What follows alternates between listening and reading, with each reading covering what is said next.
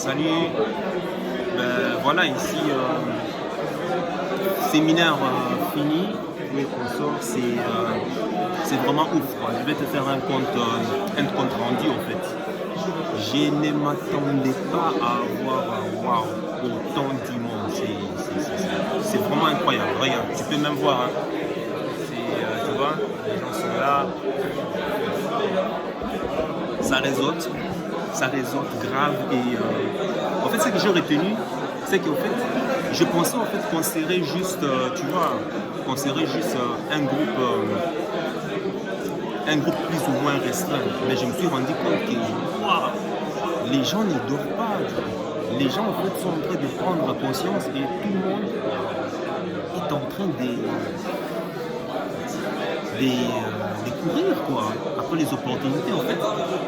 Des gens normaux, hein, des bouchers, des mères célibataires, des divorcés, des entrepreneurs, bref, tout le monde réuni quoi. Et c'est la folie. En fait, les gens se rendent compte que le système traditionnel ne marche plus. Que le système actuel, le système économique actuel, de toute façon, va s'effondrer. En fait, il y a une espèce de un changement d'air, en fait. Un changement de...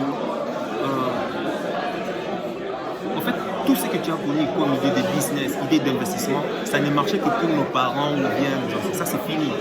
Aujourd'hui, les jeunes que je vois ici, non, laisse tomber quoi. Franchement, ça m'a fait du bien de voir vraiment autant de personnes jeunes, motivées, à vouloir, comment on appelle ça, arracher tu vois, leur liberté financière et vraiment ne plus compter sur le gouvernement. Des personnes, des familles, hein, d'autres qui sont venus même avec leurs enfants, des familles super motivées. Pourquoi? Parce qu'ils viennent apprendre à avoir de l'information qui vont leur permettre dans l'avenir, tu vois, de pouvoir avoir le choix. Donc ça tu l'as connu, j'étais vraiment... En fait c'est comme si c'est une gifle qu'on vient de me donner parce que je ne pensais pas avoir autant du monde. En plus, à Liège, en Belgique, je suis sidéré. Je suis sidéré.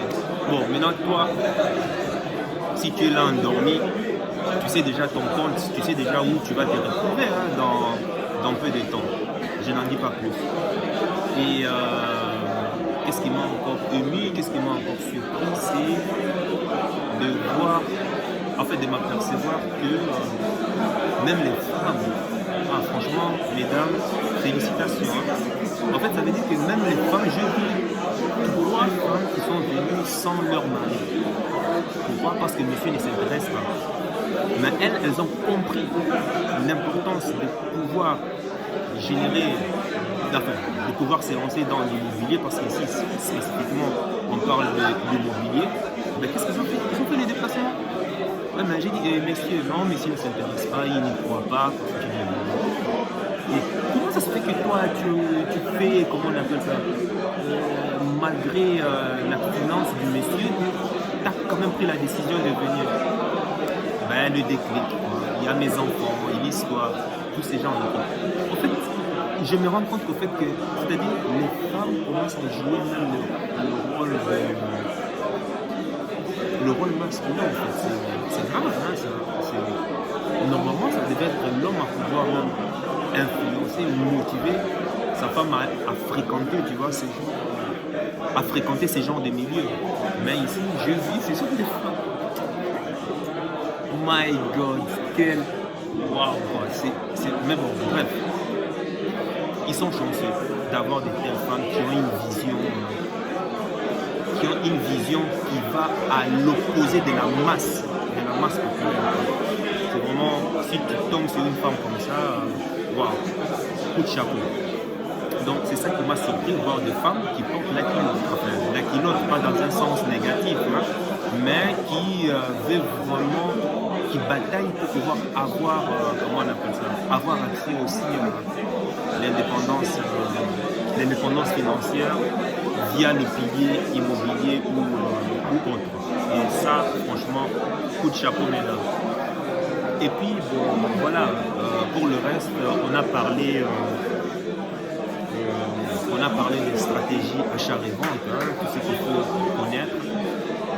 Franchement, ne vais pas détailler ça ici. Comme tu sais, ça m'a quand même dû coûter. Mais par contre, dans une vidéo qui va sortir prochainement, je vais te détailler certains principes.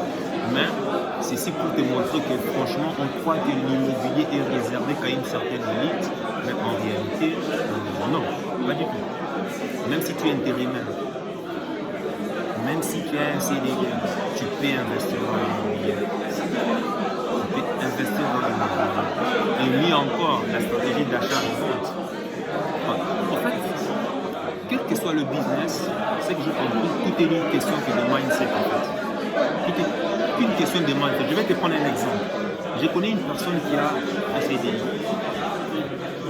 Et je sais qu'il y a du potentiel. Parce qu'il travaille dans ces espèces, tu vois, experts en, comment on appelle ça, Word, Excel, PowerPoint, ce genre de trucs.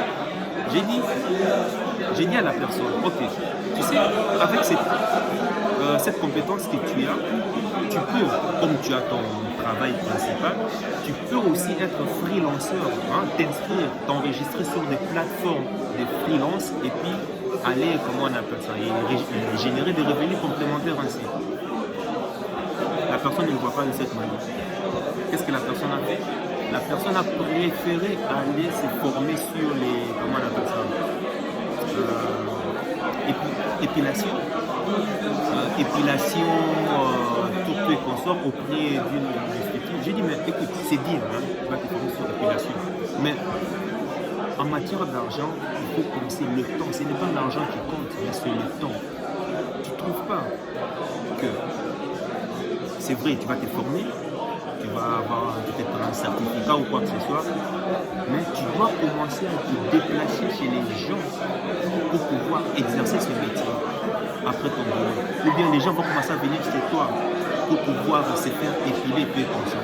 C'est un métier physique et ça va commencer à t'épuiser énormément.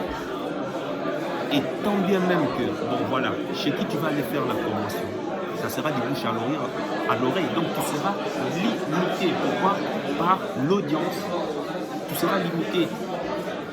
Donc ce qui veut dire que tu n'auras pas de revenus récurrents. C'est vrai, tu auras une période où tu auras un client, mais les clients ne seront pas, comment on appelle ça? Les clients ne seront pas là tous les jours. Et encore, je te parle même les clients qui vont prendre rendez-vous, il y aura ceux qui vont annuler le rendez-vous. Donc ce qui veut dire que c'est vrai qu'il y a un boulot principal, mais après, tu n'as pas des revenus constants qui tombent, comment on appelle ça, des revenus constants qui tombent tous les jours. Ce n'est pas cette stratégie que je te recommande. Sur les sites de freelance, avec ce que tu es en train de faire déjà auprès de ton patron parce que tu as déjà une compétence, là tu t'inscris et tu as déjà une visibilité, tu as déjà du trafic. Alors que si tu veux faire être épilateur professionnel, tu dois construire toi-même, ton réseau, tu dois construire toi-même, comment on appelle ça, aller chercher du trafic. Alors que sur le site de freelance, il y a déjà du trafic, ma chère. C'est un peu comme une personne, imagine, tu vends du pain, tu vas placer ton magasin dans la grande place de Paris, disons à la Tour Eiffel. Tu vends des baguettes, des pains de Paris, tout comme ça. Et une personne qui a un magasin, mais qui est, par exemple, disons,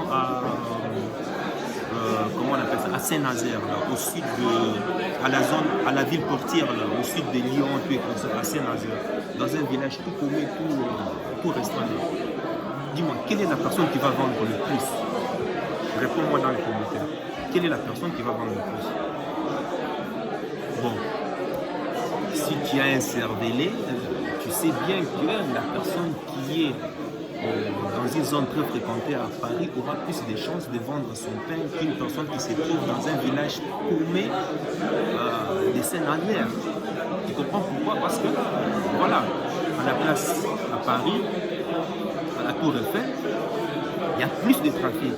Plus de trafic veut dire plus de potentiel de pouvoir avoir des clients qui achètent. Tu vois?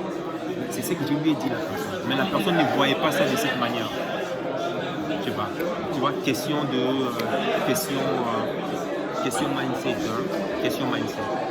J'ai dit, tu crées un profil en béton et tu es conscient directement, tu as déjà le trafic qui est là. Ça va t'écouter moins de temps. Pourquoi? Parce que voilà, tu auras un projet, tu vas travailler chez toi à la maison, tu seras libre, c'est toi qui va déterminer le temps, le timing. Tu as la liberté, tu contrôles plus le temps. Normalement, de l'autre côté, non seulement tu n'es pas sûr d'avoir des clients certains, même si tu fais la publicité, il y aura des gens qui vont annuler de toute façon, parce que c'est un business physique. Les gens doivent se déplacer, ou bien toi tu dois se déplacer chez eux. Mais, tu vois, la personne préfère l'épilation, tous ces genres de trucs. Donc, voilà pourquoi je parle des problèmes de mindset en fait. C'est ça. Les gens ne comprennent pas. Et c'est pareil aussi dans l'immobilier. Hein. Voilà. On a toujours notre on essaie toujours de voir de manière un peu étroite. La vision large, non. Pourtant, est-ce que c'est le manque d'argent qui nous manque ou bien est-ce que c'est les opportunités qui nous manquent? Non, les opportunités, il y en a partout. Mais pourquoi est-ce que toi, tu ne les vois pas? Parce que tu n'as pas la bonne information. Parce que tu n'es pas dans le bon réseau. Voilà pourquoi il faut apprendre. Et tant bien même que mal que la personne m'a avec à ses côtés pour pouvoir la guider, pour pouvoir comment on appelle ça, en quelque sorte coacher, si je peux dire. Son esprit est bloqué. Et quand ton esprit est bloqué, ton mental est bloqué, tout ce qui rentre sort de l'autre côté. En gros, tu préfères aller courir après l'argent au lieu plutôt de privilégier que l'argent court après toi. Voilà la différence aussi entre le pauvre et le riche. Toi, tu cours après l'argent, mais ils font en sorte que l'argent court après. Quand je dis que l'argent court après, c'est pas comme si tu viens d'un coup et l'argent. Non. Ça veut dire que les actions, les activités que tu vas mettre en place au début de ton activité, au début, tu vas fournir plus d'efforts, tu vas mettre plus d'énergie, va te permettre avec le temps de pouvoir réduire tes actions, tes activités et par le même temps, tes revenus vont commencer à augmenter.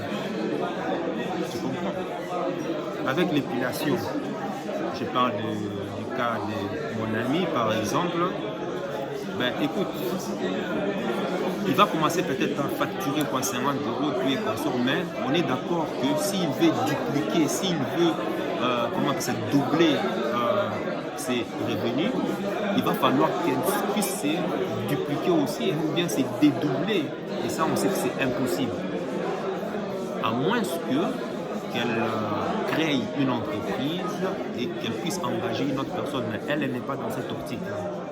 Donc tu vois, au fur et à mesure que le temps passe, ses revenus sont constants. Le temps est là, ses revenus restent toujours constants. Parce que tu dois faire plus, tu es limité en temps. Mais alors que quand c'est un business en ligne, freelance en ligne, tu es conscient, tu vois, tu peux te permettre avec le temps d'avoir deux, trois projets et tes revenus vont commencer à augmenter. Et tant bien même que mal, tu peux même aussi, comment on appelle ça, déléguer certains projets. C'est ça la force de l'Internet. Tu délègues, tu diminues ton temps, tu vois, ton temps diminue. En fait, tu mets moins de temps dans l'ouvrage, mais tes revenus augmentent, tu vois. Et c'est ça. Et c'est ça que j'ai, comment on appelle ça, et c'est ça que les gens ne comprennent pas en fait. Ils n'ont pas la notion de temps. Bref, donc il y a ceci, et puis bon, les stratégies que la Belgique, c'est un paradis fiscal en immobilier. En immobilier, la Belgique, c'est un paradis fiscal. Si tu veux investir en tant que particulier ou en tant qu'entreprise, ça c'est encore l'idéal. C'est magnifique.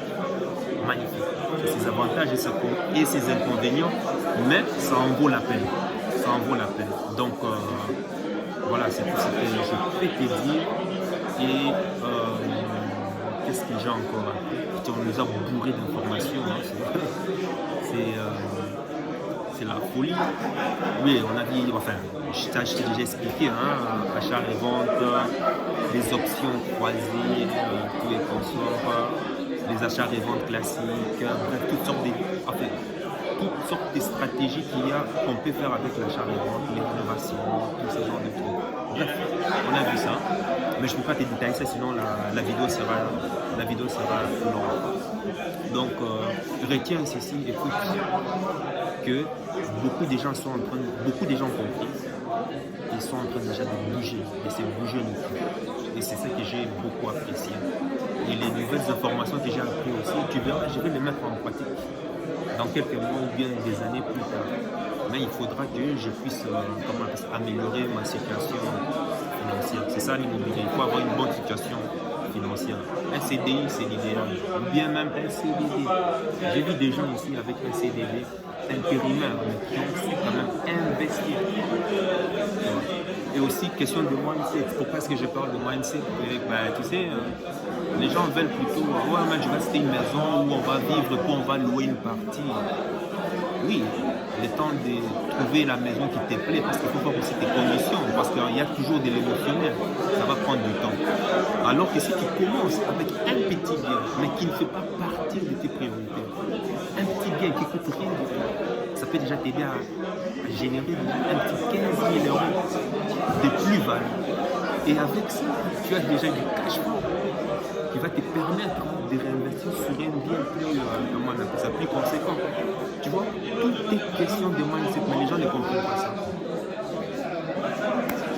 Bref, voilà, c'est tout ce que j'avais à partager. Et puis, dis-moi toi dans les commentaires, est-ce que tu connais l'achat-revente, est-ce que tu l'as déjà appliqué? Sinon, quelles sont tes craintes en achat-revente en immobilier? Tu peux être en France, en Suisse, bref, n'importe où tu te trouves. Dis-moi dans les commentaires. Voilà, partage-moi tes connaissances. Enfin, tes connaissances. Qu'est-ce que tu connais de l'achat-revente en immobilier? Et aussi, quelles sont les craintes, quels sont tes obstacles à pouvoir te lancer dans l'achat-revente? Sur ce, sache que ton cœur, c'est déjà, c'est que ton cerveau essaie de comprendre. Suis la voie de ton cœur. Il connaît déjà le chemin. Et j'ai appris une phrase aujourd'hui: fais de ta vie un rêve et de ton rêve une réalité. C'est justement le coach qu'il a écrit, et j'ai trouvé cette phrase plus inspirante. Et j'espère que ça va aussi t'inspirer. Ciao.